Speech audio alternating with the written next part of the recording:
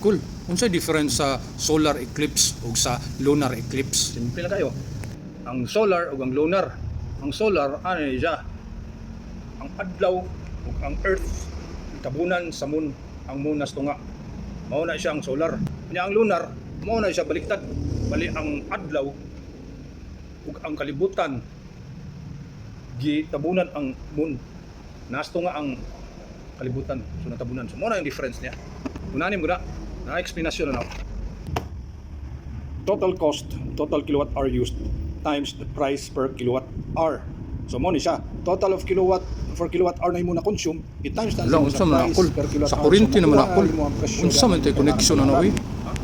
Connection? Mao na yung connection. Ang kuryente, mao na ang connection.